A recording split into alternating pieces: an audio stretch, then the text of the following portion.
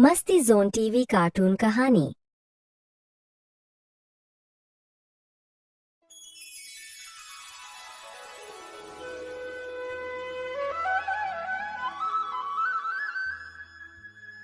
एक गांव में मजदूर किशन अपनी मां कविता और एक छोटी बहन सानिया के साथ रहता था।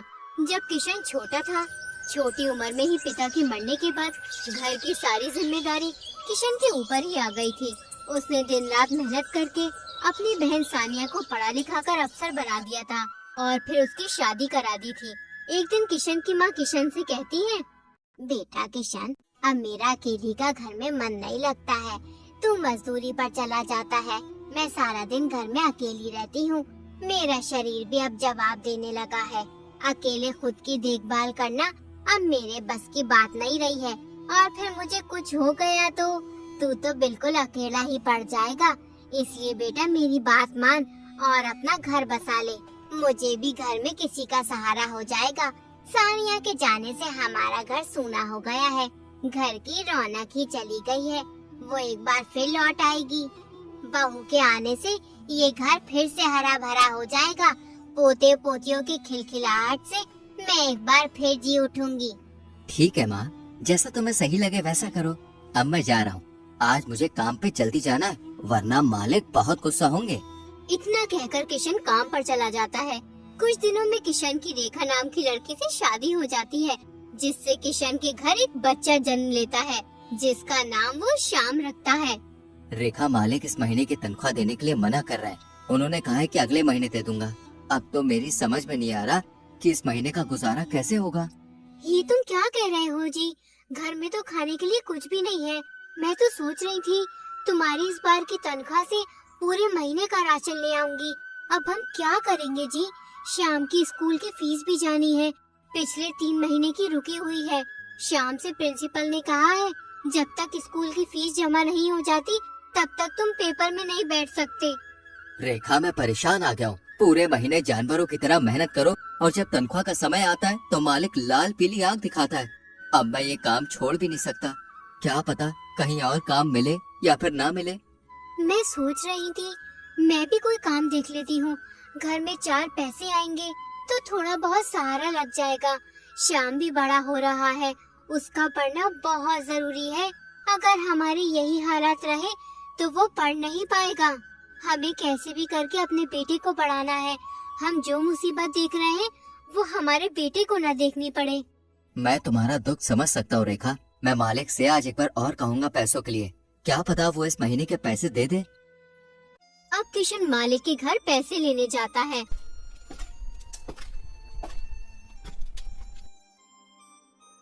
मालिक, घर में कुछ भी राशन नहीं है और न ही शाम की स्कूल की फीस जमा है।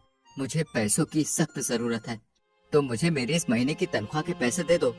अरे पैसों की जरूरत किसे नहीं होती है, हमें भी पैसों की जरूरत होती है। तुमसे कहा तो था पैसे अगले महीने मिलेंगे, या फिर एक बात को बार बार सुनने में मजा आता है। अरे तुम काम पे ध्यान दो, पैसों पर नहीं। पैसे तो मिल ही जाएंगे, कोई भागे थोड़ी ना जा रहे। मालिक, मेरा कोई दूसरा आय का जरिया नहीं है। तुम्हारे यहाँ जो मजदूरी करता हूँ इसी से मेरे घर का गुजारा होता है। अरे तो इसमें मैं क्या करूँ? तेरे जैसे रोज 50 मजदूर आते हैं मेरे पास काम मांगने के लिए। अब तू यहाँ से जा और कल जल्दी काम पे आ जाना। खेतों में पानी लगना है, वरना फसल मर जाएगी। बेचारा किशन उदास होकर अपने घर चला जाता है।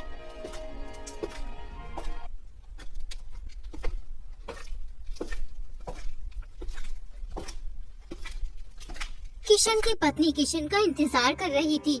जैसे ही किशन घर आता है, रेखा उससे पूछती है, क्या हुआ जी? तुम्हारे मालिक ने पैसे दे दिए?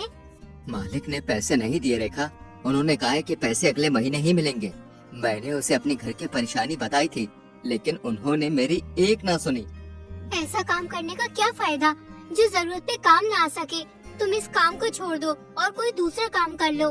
कल जाकर अपने मालिक से कह देना, मुझे अब काम नहीं करना है, और अपने रुके हुए सारे पैसे ले आना। उन पैसों से हम इस महीने का गुजारा कर लेंगे। इसी दौरान तुम कोई और काम देख लेना। तुम सही कह रही हो रेखा, मैं भी इस काम से परेशान आ गया हूँ। मैं कल ही जाकर मालिक से अपना हिसाब कर लूंगा और फिर कोई अच्छा सा काम देखूंगा जिसमें ज्यादा मेहनत ना करनी पड़े। हद से ज्यादा मेहनत करके शरीर एकदम टूट सा जाता है। अगले दिन किशन अपने मालिक के घर पहुंच जाता है और मालिक से कहता है, मालिक, अब मेरे अंदर इतनी जान नहीं बची है कि मैं मजदूरी कर सकूं, इसलिए मैं ये काम छोड़ना चाहता हूँ। तुम मेरा हिसाब कर दो। हिसाब? अरे तुम किस हिसाब की बात कर रहे हो? मालिक, मैं अपनी इस महीने की तनख्वाह की बात कर रहा हूँ। मैंने जो इस महीने की मजदूरी की थी, आप मुझे उसके पैसे दे दीजिए। अब मैं कोई और काम करना चाहता हूँ। अच्छा, तुम इस महीने की मजदूरी के पैसे लेने आए हो, लेकिन उसके लिए तुम्हें एक और महीने काम करना होगा, तभी इस महीने के पैसे मिल सकते हैं। जब तुम मेरे यहाँ काम करने के लिए आए थे, तब मैंने तुमसे कहा था कि मैं 1 महीना चढ़ा कर पैसे देता हूँ। अगर तुमने अपनी मर्जी से बीच में काम छोड़ा तो उस महीने के पैसे नहीं मिलेंगे। कुछ याद आया कि नहीं आया? मालिक, मुझे सब याद है, लेकिन तुम जानते ही हो मैं कितनी मेहनत से काम करता हूँ। अरे तो मैं क्या करूँ? मेहनत से हर कोई काम करता है, तुम ये कोई नया काम नहीं कर रहे हो। मालिक किशन को उल्टा सीधा कहकर भेज देता है। किशन उदास होकर अपने घर की ओर जा रहा था, तभी उसे उसका दोस्त कलन मिलता है। अरे भाई किशन, कहाँ से आ रहे हो और ये चेहरा क्यों उतरा हुआ है? अरे कोई बात हो गई है क्या? अरे कल्लन भैया, क्या बताऊं, जमींदार के घर गया था अपना हिसाब करने। अरे तुम तो जानते ही हो, जमींदार कभी भी पूरे महीने के पैसे एक साथ नहीं देता, थोड़े थोड़े करके देता है, वो भी 1 महीना चढ़ा कर। अब इस महंगाई के जमाने में थोड़े बहुत पैसों से गुजारा कहाँ होता है? बस यही बात मुझे परेशान कर रही है। अरे किशन भाई, तुम कोई ऐसा काम क्यों नहीं कर लेते जहाँ से रोज नगद पैसे मिले? अगर तुम्हें रोज नगद पैसा मिलेगा तो तुम अपने घर का गुजारा सही से कर सकते हो। अच्छा चलो, अभी मैं चलता हूँ, जरा जल्दी में हूँ। इतना कहकर कल्लन चला जाता है। किशन सोचने लगता है, कल्लन सही कह रहा है। अगर मुझे कोई ऐसा काम मिल जाए जहाँ से रोज नगद पैसे मिलने लगे तो मुझे कोई परेशानी नहीं होगी, और शाम की स्कूल की फीस भी समय से पहले ही जमा कर दिया करूँगा। ये सोचते सोचते किशन अपने घर कब चला आता है उसे पता भी नहीं चलता। मैं आपका ही इंतजार कर रही थी। माँ जी की तबीयत बहुत खराब हो रही है, तुम्हें बुला रही थी। किशन अपनी माँ के पास जाता है। माँ किशन से कहती है, बेटा किशन, इस समय बहुत परेशानी का सामना कर रहा है तू। एक काम कर, अपनी बहन सानिया से थोड़े पैसे उधार ले ले और कुछ काम कर ले। जब तेरा कारोबार अच्छा हो और चलने लग जाए तो तू उसे पैसे लौटा देना। लेकिन माँ, सानिया से पैसे कैसे ले सकते हैं? अरे कोई सुनेगा तो क्या कहेगा कि बहन से पैसे उधार ले रखे। कोई कुछ नहीं कहेगा। कल तू सानिया के घर जाना और अपनी परेशानी बताना, वो तेरी मदद जरूर करेगी। अगले ही दिन किशन अपनी बहन सानिया के घर पहुंच जाता है।